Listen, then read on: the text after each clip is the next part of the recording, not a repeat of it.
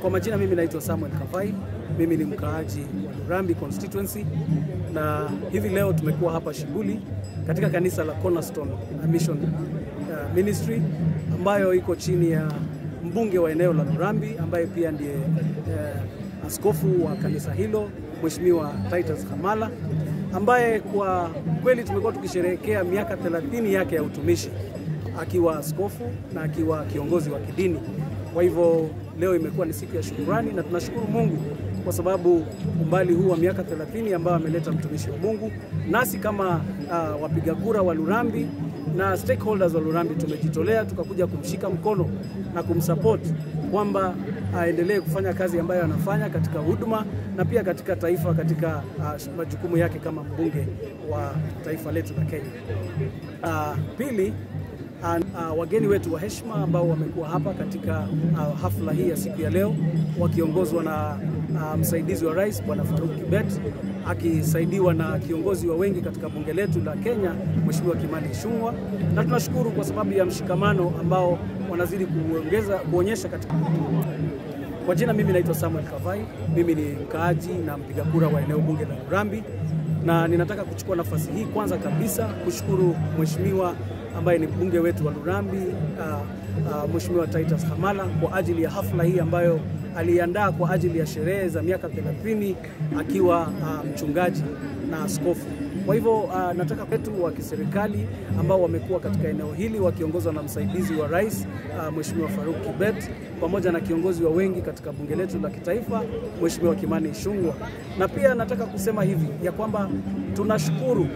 kwa kuwa siku ya leo wameweza kudhibitisha ya kwamba nchi hii tunahitaji umoja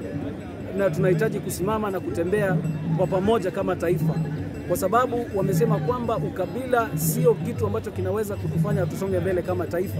Na kwa kweli tumeshikana katika mshikamano huo ya kwamba pia nasi tunaungana na wengine kwa ajili ya kuenda sambamba kwa ajili ya serikali ambayo iliyoko kwa sasa ya Mheshimiwa Dr. William Samoei Ruto. Pili,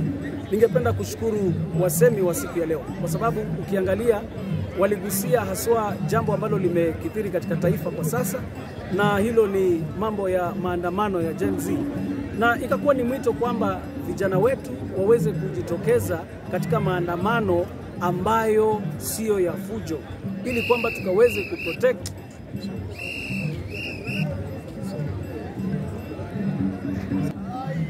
Kwa hivyo imekuwa ni mwito kwa vijana wetu pia ili kwamba hata wakati huu mgumu wa kisiasa, wakati ambapo kuna mahitaji tofauti kutokana kwa vitengo tofauti,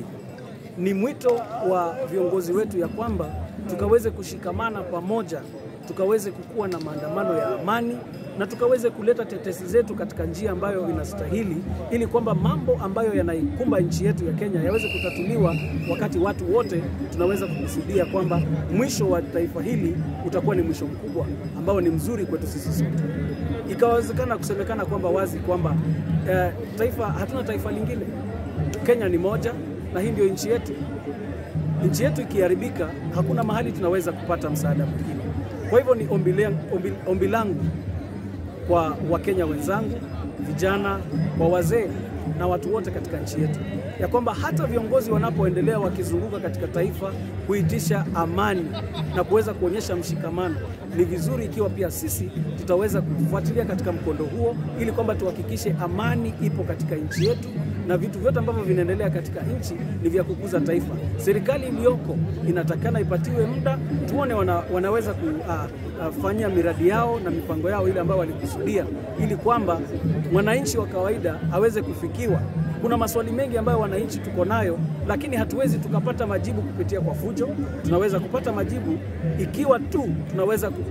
kufuata njia ambayo inastahili ili kwamba vitu ambavyo tunakusudia kama taifa tuweze kuvifuata.